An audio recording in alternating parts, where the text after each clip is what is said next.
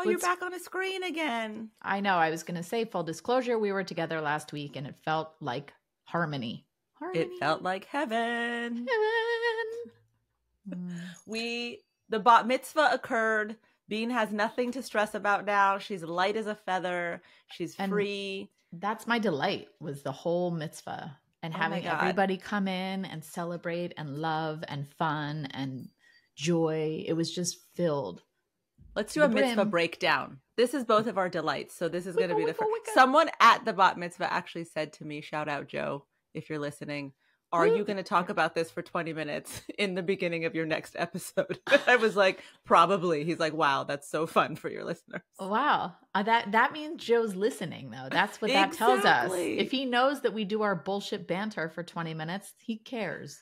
Well, I have to say, it was truly so wondrous to meet people and have so many people be like, oh my God, your podcast or this episode or that one. Like, I felt like, oh my God, I think most of our listeners are from Bucks County, PA.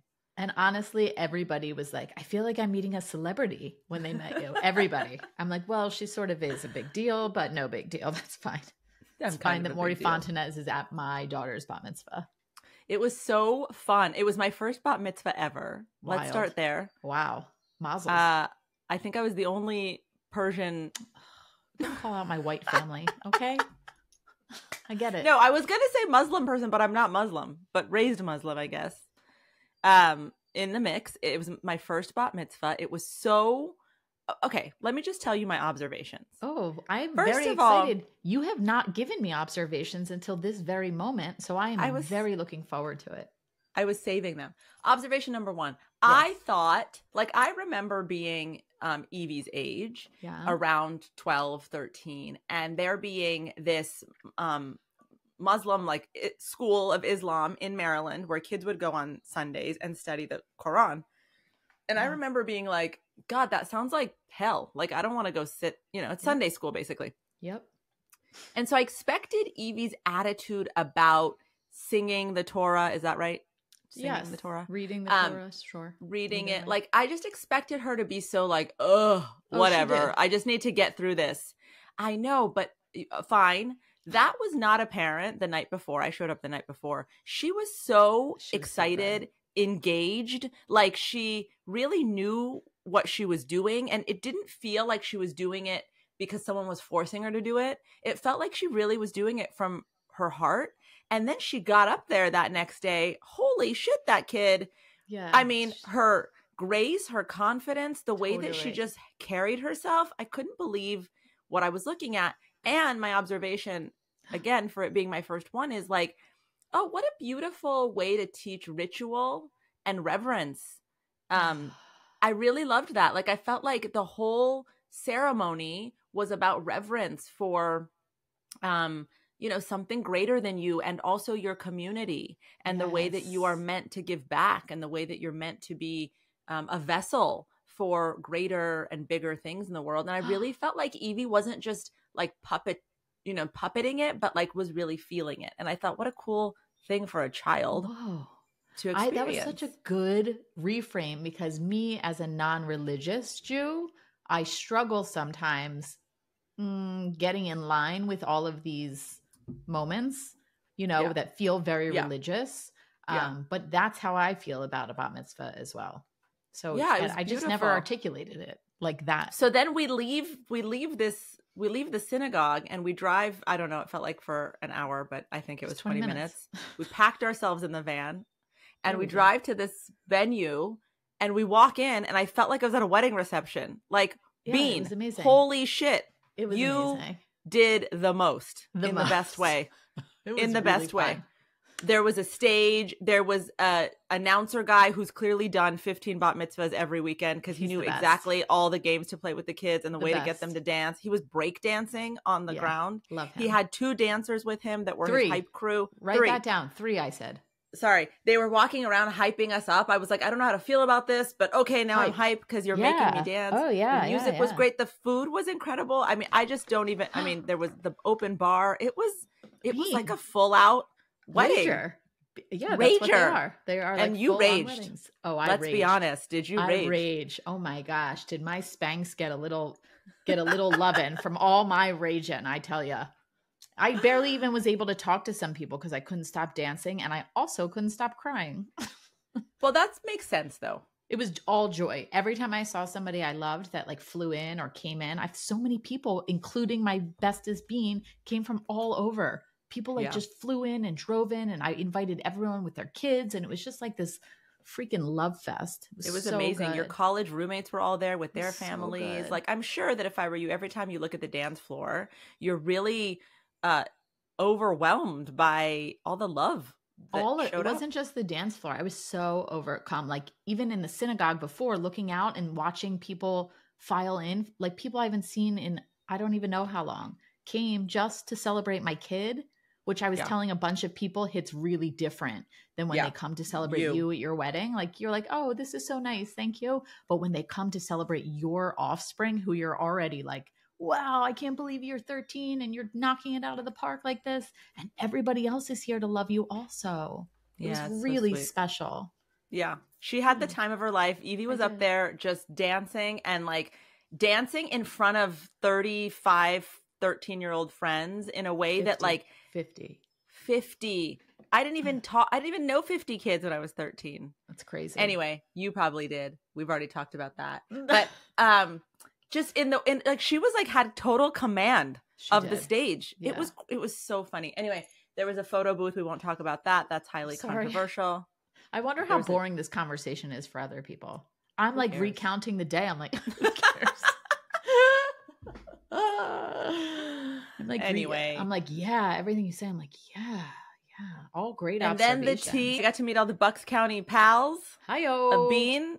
I got to visualize what she does when I'm not around, who she hangs out with. Everyone was really nice. It was wonderful. Everyone it was a good, really nice experience. I also realized because multiple people said to me, all of your friends were so lovely, multiple people in my family. And I was like, oh, right. I only hang out with people who are really lovely. I noticed. Who says that?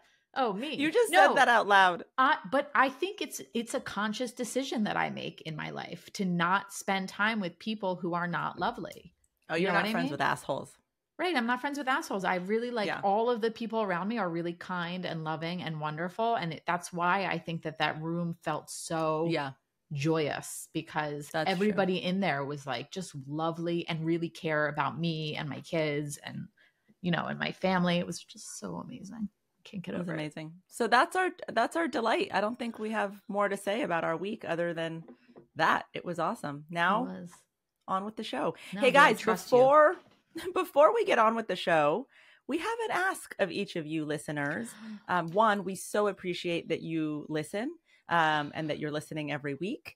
And we want to ask each of you who are listening today to show your love to us by sharing this episode with at least one person. Nice. Just today, baby steps. This is the ask. One person. If each of you can share with one person, that will help support the show. And of course, always just leave us a review wherever you're listening if you have a second. Thank you. Thanks. All right, Bean. So we're going to talk about trust today. All right. This is very important to me, actually. Trust is like one of my number one things in life, in all of my relationships, in all of my experiences. Why? That's it. I don't know. Do you know why? I don't know. It's just always been of tremendous value to me. Because how can you be around, share your space with somebody if you don't even know what they're really up to? Do you think there are people who don't value trust as their number one thing? Yeah. Really? Do you? How does that work? I just don't think it's of utmost importance to all people. I don't think some people just don't really give a shit if you're lying or being honest, or they're just like there for whatever you're bringing. Because it's transactional, maybe. Maybe. All right. Well, let's talk about. I like depth in my relationships. Right. Why we are doing this episode, as we always like to do up top. So, Bean and I were talking about, the keys to this work around trusting your inner wisdom. Bean is reading my book right now. Oh my God. I was going to use that as my other delight, is that I'm reading it and I'm overwhelmed with pride and gratitude. And everybody will read it. Everybody. Yeah, not yet. Soon. Get soon. ready. Prepare yourself. Prepare your But anyway, bookshelves. she's reading the final draft. And so we started talking about this idea of inner wisdom and trusting inner wisdom and why we don't trust that inner wisdom. And I was talking about how we don't trust ourselves. And then, you know, with that being the inner ring, then how our experiences with other people and trusting other people can be affected by this idea of how much we trust ourselves, therefore how much we trust other people, or vice versa. The experiences we've had in life with other people where we have been conditioned to not trust others because of negative experiences, which then makes us not trust ourselves. So we're going to talk about trust today, the concept of trust, you know, how we build it, where it came from, how we lose it, and how we need to ultimately really focus in on trusting ourselves more than any other voice there is. So let's start with trust over time. Bean, does that sound good? You know, I have to do a little I trust you. I know your history. I know your history obsession. You know my history. Go for it. Hit me with it. First of all, the definition of trust is that it is a firm belief in the reliability, truth, or ability of someone or something. A firm belief in someone or something's reliability, truth. Reliability is a good, I wouldn't even refer to the trust as reliability, but I guess that's correct. And reliability is very important to me as well. Right. And so if you think about it, it's kind of like trust is a calculated risk. Right. Thanks. Right. Shut up. It's a calculated risk we take, and we justify it based on the information that we're able to gather about people. Right. So I don't know for sure. So I'm going to take this calculated risk that I can trust Bean based on 20 years of watching her actions and behaviors and words and so on and so forth. But did we always have this relationship with trust? It's really interesting when you look into this. Our relationship with trust has changed dramatically from our early ancestors to today. And in fact, do you think that we were more trusting when we were in ancient civilizations or less trusting? More trusting. Ding, Why? ding, my answer. Because there was less white noise, as you like to refer to it as. There was less out there. I mean, we could probably only hear ourselves and believe in those around us. And why would there be reason for people to be dishonest in simpler times? Very good guess. Thank you. It has to do actually more with the way that the communities that we existed in formed. So in early civilizations, people formed small social groups. Hunting and gathering societies were smaller groups, and they thrived in those environments collectively. There was hunters, there were gatherers, and they all came back, and it was a small community. So because those communities were so small and existed in very specific locations, then it's very easy to sense and know whether you can trust someone because you always have eyes on them. You always know what people are doing, where they are. Right. And also your reputation becomes really critical to your survival because the tribe, the small group is working collectively towards survival. So if you are a thief or if you have hurt someone, you are more easily tossed out of that society. That society will keep you out, and you are then on your own to survive. So because I'm like making a sad face for this imaginary person you're making up who just got cast out of their hunter-gatherer tribe. I'm like, poor guy. He stole some mammoth meat and he's out. Poor guy. So he's out. And so therefore, people want to act more reputably, and we are able to just have inherent trust because, again, we have eyes on people at all times. Now, as societies then increased in size, and we started to see a spread of societies across larger land masses, across larger geographies, then it was really impossible to know everyone in town, obviously, and impossible to have that kind of intrinsic eyes on everyone trust. And so that's when you started to see a third party needing to be established, who was the entity who kind of managed who's trustworthy and who's not trustworthy. Can you guess what a establishment might be that would help decide what is trustworthy or not trustworthy in a society? One, I would like to say I really am enjoying your quizzes today. I always am up for a good game of trivia. And are we talking any society or old school society? I mean, immediately I'm jumping to government, but that Very doesn't. Good. Yeah. Thank you. So banks are an example. Oh. Unions, churches, and then governments. So a Church. third party who is basically saying to all of society, yes, you can trust this person. No, you can't trust this person. Yes, you can give this person your money. Yes, you can give this person your belief, or no, you shouldn't. So we basically created these proxies for trust as our society got larger. At what point in time is this happening? Because first this we're all is like, happening, I trust you, you trust me. As soon as we go from like hunting and gathering to agricultural society, and then we go into larger and larger industries and start spreading. So this goes on for a very, very long time, thousands of years, until actually very, very recently. So we have these proxies for trust that we trust that tell us who we should trust, right? Until the digital age. When we all really just blindly followed it, I will say. Correct. Right? Yeah. It's pretty wide, all me included. We all just are like, yep, you know, yep. Well, and especially when something has been practiced in a society for so long, it just becomes innate, which is why social media is so incredibly disruptive to our culture. And I don't mean that in a bad way, obviously disruptive in good ways too. But one of the things that the digital age and social media has done is allow people access to each other and allow people to gain influence, just your everyday person, gain influence through the number of followers, the way that they are being perceived, and therefore they become someone you trust and they become a proxy for trust. But it's no longer these larger systems like banks and governments and higher education institutions. But so that just made me think, is that even better though? Just because it's not a large institution, does it make it better that we're still, why are we not just listening to ourselves? Why are we consistently going after an influencer or the church or school? That's a very good question. That is exactly the core question at the center of my work.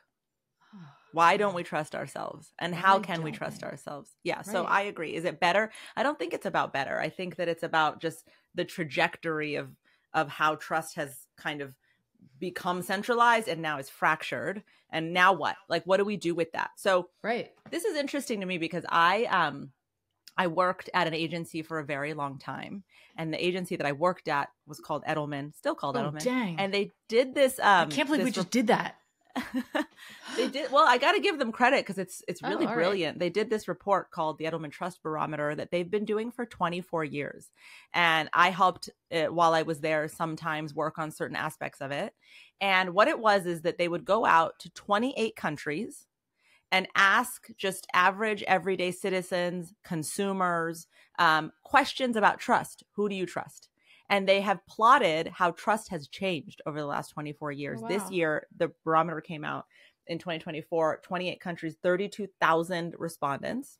Nice. And one of the things that I remember from the trust barometer when I was there in the early 2010, no, like let's say 2013, 2014, was this idea that all of a sudden trust had gone from I trust this business leader, I trust this government leader, to I trust a person who looks like me.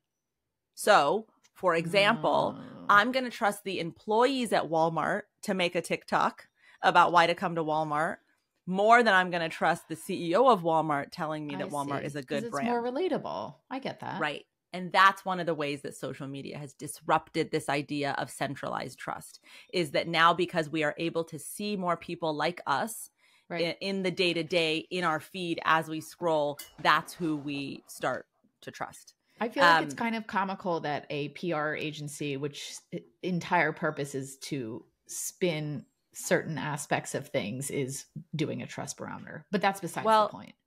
Actually, it's brilliant because a PR firm's job is to gain trust of consumers for the brand.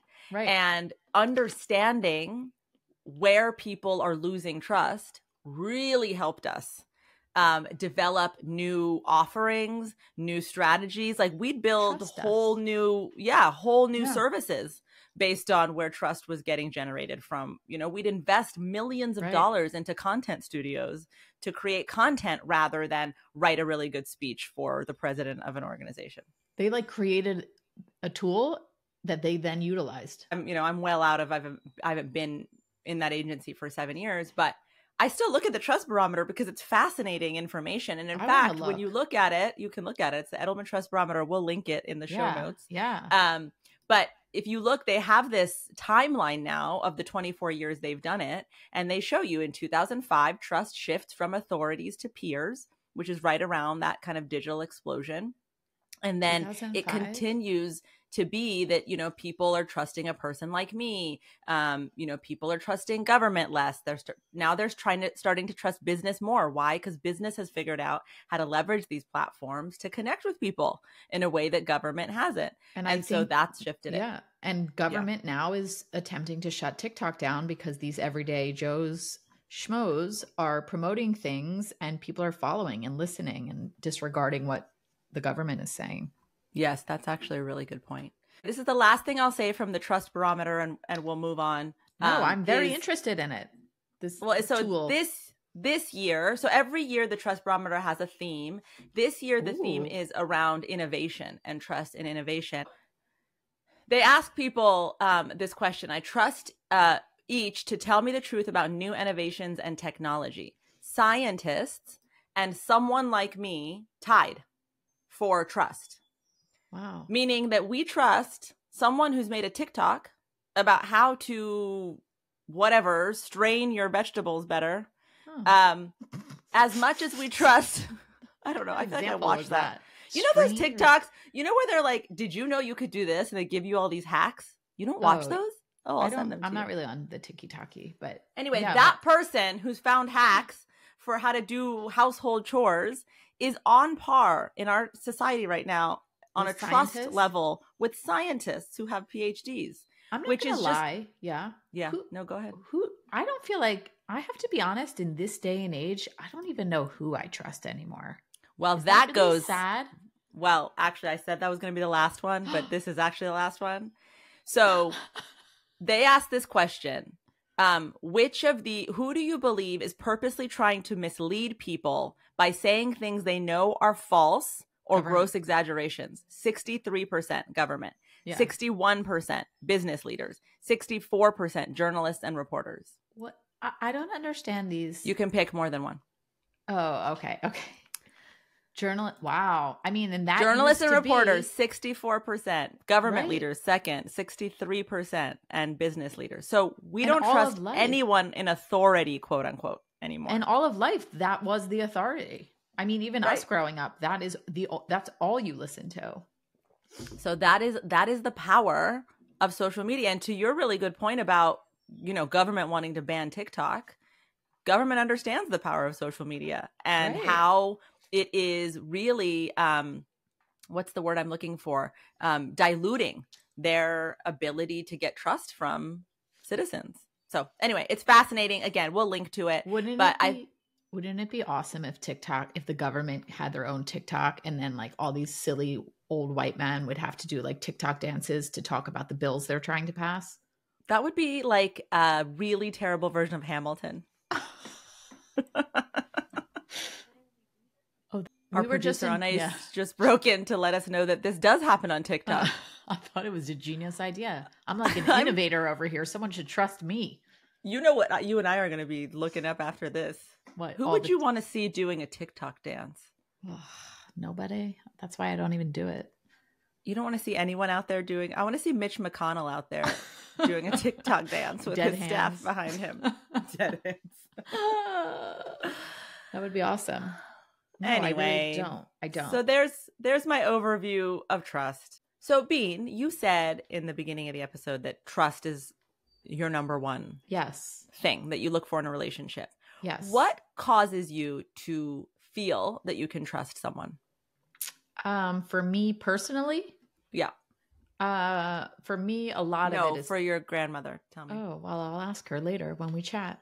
By the way, Bubby is 93 years old, and she was a spitfire, feisty, dancing queen. The best. Okay. And she, by the way, I have to say, I walked over to her. I haven't seen her in how long? Like, I don't know, 15 years. My 13. wedding? Evie's 13. No, your baby shower. 14 years. And I walk over and, hi, Bubby. And we hug. And then she's like, there's a gentleman sitting next to her. And she goes, I want to introduce you to my boyfriend. She never calls him her boyfriend either. She said boyfriend. She always says, I'm going out with my friend. I'm like, Bub, it's been years. You could totally call him your boyfriend at this point. Sid, her boyfriend Sid. And I looked over at Sid and I said, Bubby, how does Sid even keep up with you? And she giggles and goes, he doesn't. He doesn't. Nobody can. It's true. Anyway. No, for you. For you. Okay, for me, what causes I will be you to honest, trust people? I do enter relationships and engagements with the benefit of the doubt, but I do never, ever enter with trust, because you have to build trust with me. And like we were talking about earlier, a lot of it for me comes down to reliability. Do you say what you mean? Do you act on what you're saying? And I kind of gauge it over time. And I can have fun and be close with people without that, but you won't like really come into my inner circle until truthfully you prove to me that you're trustworthy. That's like, that might be my barometer. And that means for you doing what you say repeatedly over time.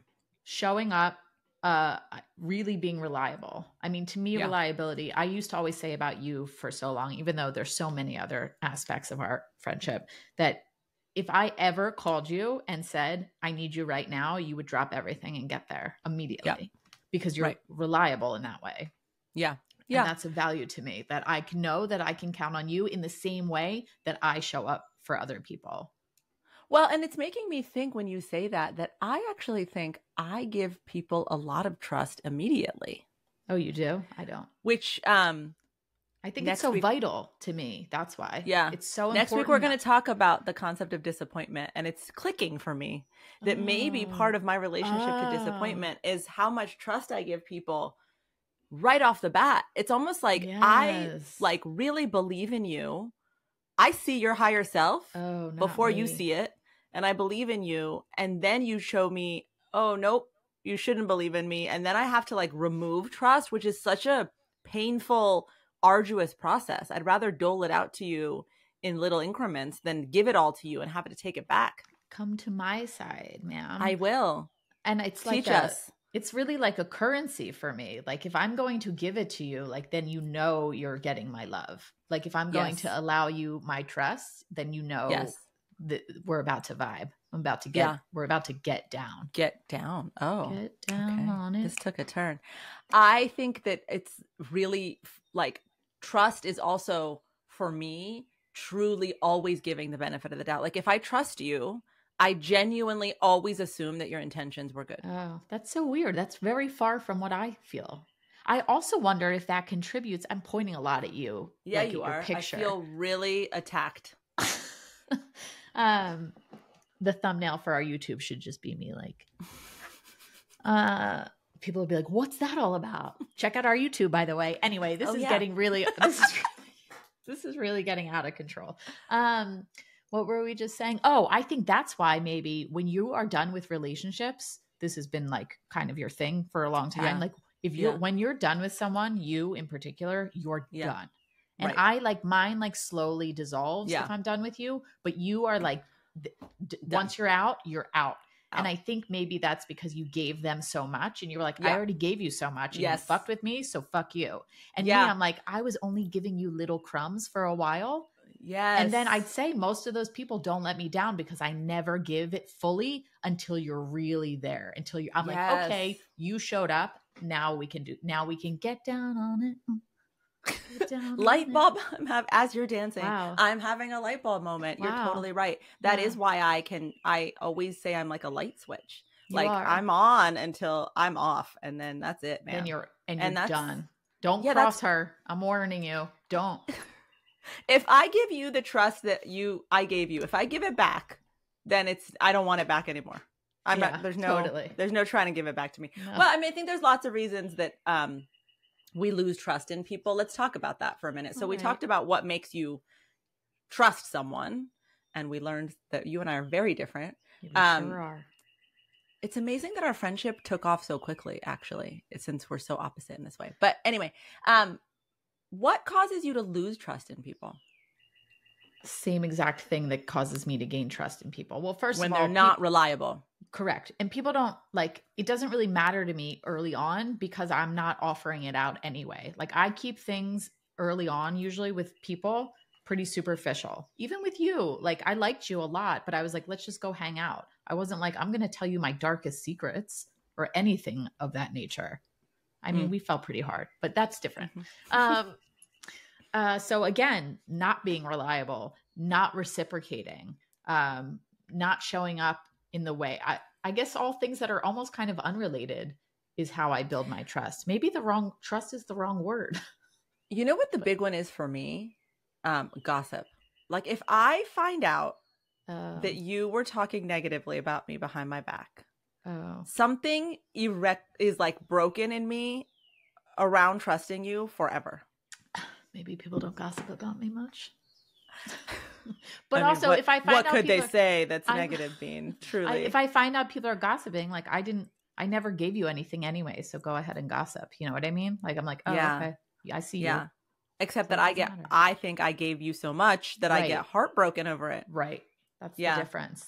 Yeah. Wow. I really think we actually just discovered something fundamentally different about us. Why I'm always like, I don't give a shit. And you're like, I do. That's because like, it's not relevant to me until I let you in. Yes. But if I let you in and then you fuck with me, I'll be heartbroken. Yeah. Heartbroken. A lot of our conversations are me being like so annoyed or pissed or stressed or sad about something and being like, who cares?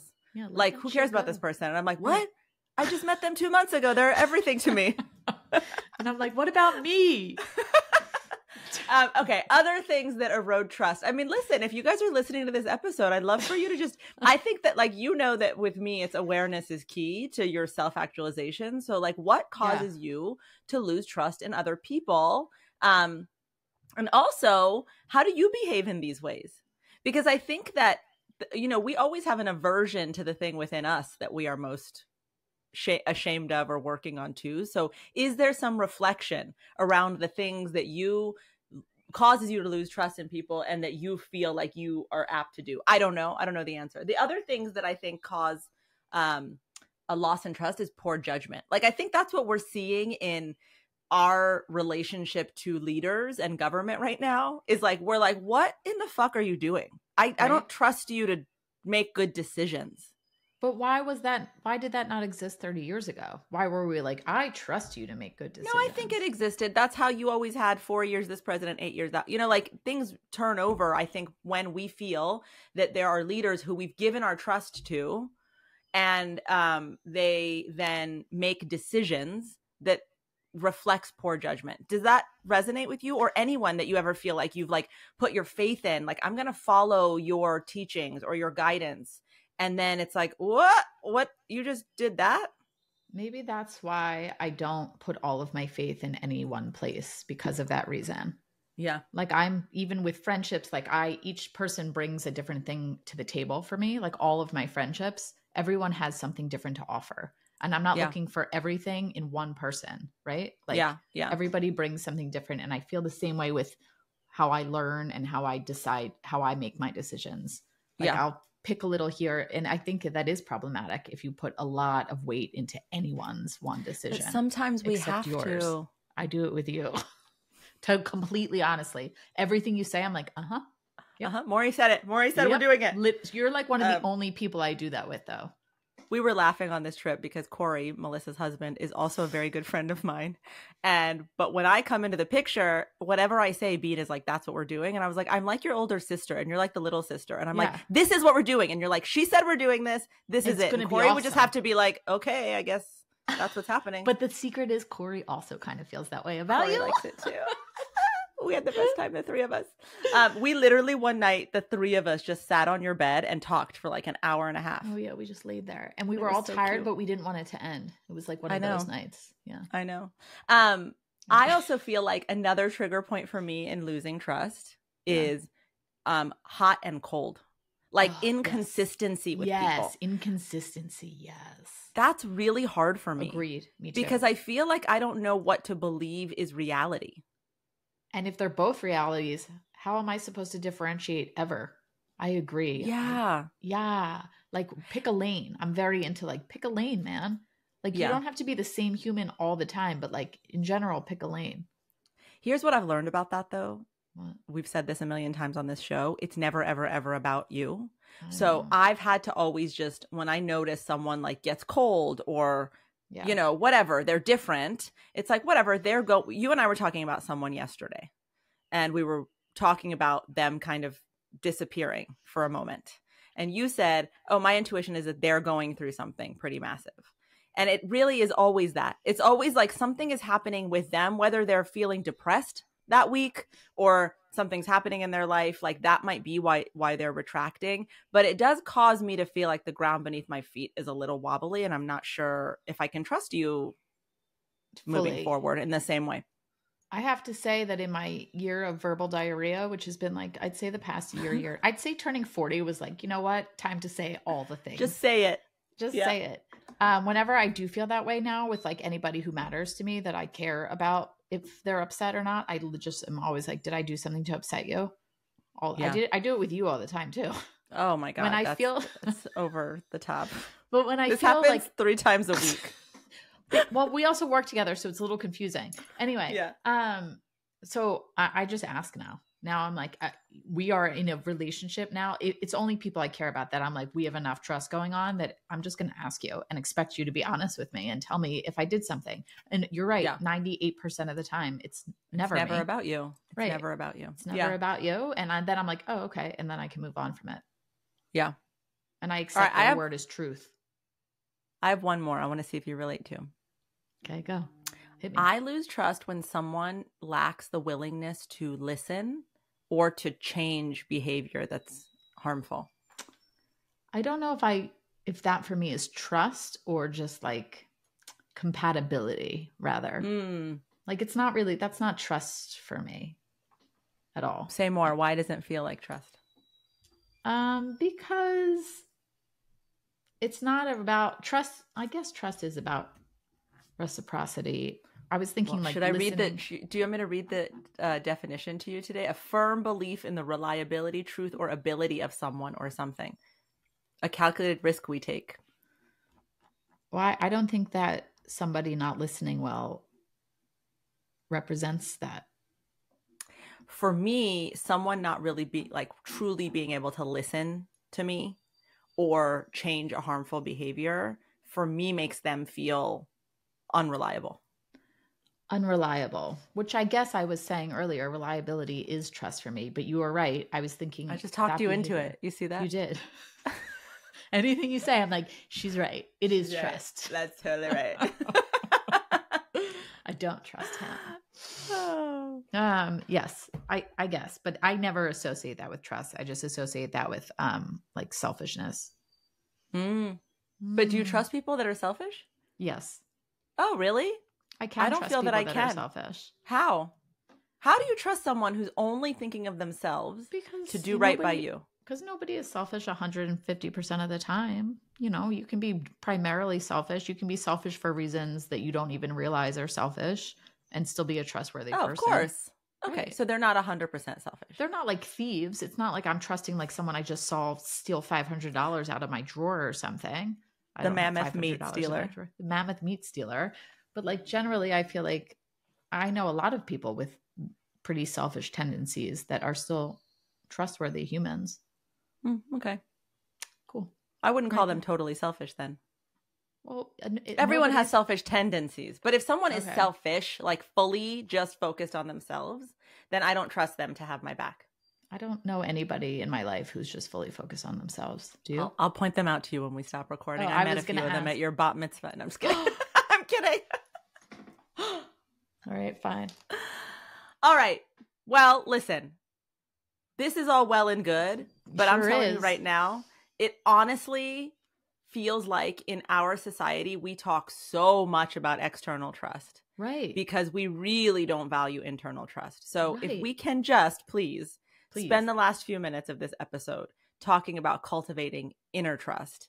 I really think that this is the pathway to figuring out who you can trust and where you can have relationships. You know, your intuition really does have all of the information about other people that you're in relationship with. And it can guide for you like, hey, hold it back a little. Hey, Mory, don't give them all your trust right now. hold a little bit of it back, but we don't really learn to listen to that inner wisdom. I do in that regard. Yes. I don't always listen to my intuition, but I often do in that regard. I can pretty quickly tell if I'm going to be able to vibe with you. And the only way I can really vibe with you is if I trust you in some way. Yeah. Yeah. Yeah. So quickly I figure that out. So I think my question for listeners is like, okay, you just spent all this time thinking about who you trust outside of yourself. Now the question is, do you trust yourself? Do you fully trust yourself? Bean, do you really feel like you fully trust yourself? I do a lot, but it definitely what makes you gets lack clouded. Trust in yourself? Knowledge, not having the knowledge. You know what I mean? Like even stuff you and I are talking about work-wise, I keep being like, you keep being like, you know how to do this. And I keep being like, I don't know how to do this. And you're like, just listen to yourself. And I'm like, I don't hear anything because I don't know anything about this. Yeah. So I feel that's like that's a good reason. Yeah. And then I'll look to other people, like professionals like yourself. Do you trust yourself to make good decisions? Yes. Always? I trust that I make the best decision.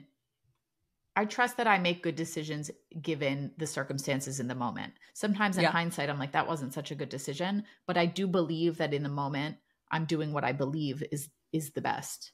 Yeah. So how many of you out there listening right now trust that you make good decisions? What about you? Well, I think that your like unequivocal yes is such a reflection of your nurturing and conditioning as a child that you were always told that you make good decisions, which is why you have such a clear yes to that answer. I have the opposite. Like there was a lot of questioning of my decision making because I was so different from the two primary caregivers in my home, my older sister and my mom. And then came along my brother-in-law, who I call my brother, who's been around since I was 13, who was very much like my mom and my older sister. And so I had three adults in my life who were very, grounded, salt of the earth, like simple needs, aren't reaching for, crazy things all the time, don't want all this stuff that I always wanted to like keep doing and pushing and like, be really ambitious in the way that I was out in the world. There was always this like, why are you doing that? Or why are you choosing that? That really inherently became something I had to heal around. Do I make good decisions? Do I know how to do the right thing for me? Or am I always reaching for too much? Am I too reactive? Am I too, what's the word? Why are words failing me today? It's like a silliness. It's like a quality of like not being thoughtful about your decisions. Whatever the word is, that was what was left with me. So I really had a hard time trusting truly that I made good decisions internally. So I just wonder, if you guys think about your conditioning too, how that affects your ideas about whether you trust yourself and whether you make good decisions or not. Although I'd be curious to ask my sister because I don't feel like she's as confident as I am that she always makes the best decisions. Maybe she is, but we grew up very similarly in a lot of ways. Like my parents always telling her she's great. Like our parents always basically were like, you guys are great, but we still came out very different. Yeah. Well, I don't know. I think it's just interesting to think about, but I do think that, we have to start to question our own relationship with trust of ourselves. And I think some of the ways that you can tell that you might be challenged in this area is if you are constantly asking other people their opinion before you do something. Do you ever have any friends like that? Right? So, what kind of question is that? Yeah, all the time. Yeah, right. Yeah. But I also think that's because a lot of the people in my life, back to trust me a lot as I trust them. So they trust my opinion. So they come and ask me my opinion because of that. I mean, a person who you notice asks everyone their opinion more than has an opinion about what they are doing. I just think that's a call out for you. Yeah. If you're listening and you recognize yourself in that statement, then there may be an issue with the way that you trust yourself, obviously. So how about we talk about how to rebuild trust in self as a send-off for this episode? Please. I would love that. All right. So 3 things that I think are baby steps that all of us can focus on. Wait, number 1, read Mory's book in March because it literally tells you about how to trust yourself again. Okay, this is you take it away. Fucking longest lead sales thing I've I'm gonna do We've been talking about this book for a year. I'm gonna do it. I swear to God, you guys, it's not imaginary. It is real and it is coming out. That'd be awesome. You'll hear way more about it in the spring. Anyway, so number one, really important, like we just did, to be curious about why you don't trust yourself. What are the seeds that were planted in you that caused you to believe that you don't make good decisions, or you're untrustworthy, or your intuitive wisdom is somehow wrong, false, leading you in the wrong direction? All of those beliefs are coming from someone else. They've been implanted in you by someone else. So when we can identify that they aren't organic to us, we're able to separate ourselves from those beliefs and just take a, when you like pull something apart, it gets some breathing room. Like you can look at it from a distance and breathe without that belief system for a minute, which takes me to the second thing, with the second tool, which is like, who would I be if I didn't have this belief? What would I be doing? How would I be operating in the world? If I really believed that I could trust myself, that I could trust my decisions, who would I be? Just it's vision crafting. It's how we start to build a new paradigm rather than exist in the old paradigm that other people have given us. How do you build a new paradigm around who you would be if you believed that you made good decisions, if you believed in your inner wisdom? How would you operate in the world? Concept of vision crafting, and I think we should do a whole ep on it. I'm very into it. Done. It's the second time it's come up in 2 days for us. I happen to know the producer, so I think maybe we can make that happen. Wild times. And then my third tool, always in most of this stuff, is evidence. Look for evidence in your life of when you did make a good decision, of when you did just know, of when your inner wisdom was spot on, even when, and especially when everyone was telling you, no, don't do it. Right? Like if you can start to catalog all the moments when your inner wisdom was right, then you will be able to go back to that catalog and say, oh, you know what? I do have evidence that I do really know the answers, and I don't have to always be searching outside of myself. And all those times that you're like, I knew it. You know what I mean? Like other people were like, no, but you're like, I knew it. Count those up. Tally mark those up. Wait, I have a really quick 100%. Question. Do you think then people who make, I don't know how to say this, people who have very poor judgment and make unkind decisions a lot and come from a place of, I don't know, bad behavior, do you believe that their intuition is still pure and they have just been loaded down by all of these, you don't think this way, you're always making bad decisions, all of that? Or they, in their core, their intuition is just kind of shitty?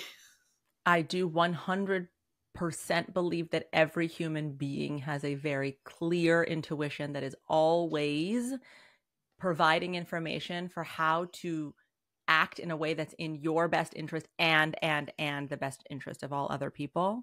And so if you are not making decisions that are in your best interest and the best interest of others, that is not your intuition. And so to answer your question, they are making those decisions from trauma, from an area of lack, from a shadow self that is trapped in fear, shame, judgment, guilt, hatred. Yeah. Like even serial killers, I just thought of an example. I think a lot of them, like statistically, come from physical and sexual abuse. Of course. Yeah. Yeah, absolutely. It's a, we are all, came from. No, I mean, we are all at our core. We've talked about this. We are love. And when love gets neglected and tossed around and harmed, then it changes. It more metamorphosizes into something not so light. I like to think that. I like to come from that place. It's just hard because there are definitely some bad seeds I've met out there. Yeah. Wow, I love that we're ending on serial killers. Bean, to that great point, what is I trust you. Melissa's famous takeaway? Take it away. My takeaway is actually not about how to look for trust within yourself as much as my takeaway was look at who you're trusting around you, why you're trusting them, and don't give your full attention to any one of them. You can't fully trust Say it again. I think my All takeaway. right, with that, we don't need my part again. I think my takeaway is not even focusing, even though maybe we should do an episode where we really focus on trusting ourselves, is more to look around and look at, one, why you don't trust yourself, not just like start trusting yourself. And two, why are you putting your trust in these other people? Is it a valid reason? Is there a reason maybe you should pull back on some of the trust that you're offering to these people? Is there a way to pool trust from different sources around you and then go with what really resonates with you the most, which is still somewhere is your intuition resonating with whatever you're pulling? Does that, do you understand what I'm saying? Yes. And she's doing a really beautiful rope dance. I'm pulling the rope. As always, really clear. Thank you, Bean, for that takeaway. Thanks. Guys. Thank you for listening to this episode. We hope that you took something from it that is going to help you on your path to growth and self-actualization. And as always, we will be back next week with another episode. See you then. Bye. Bye.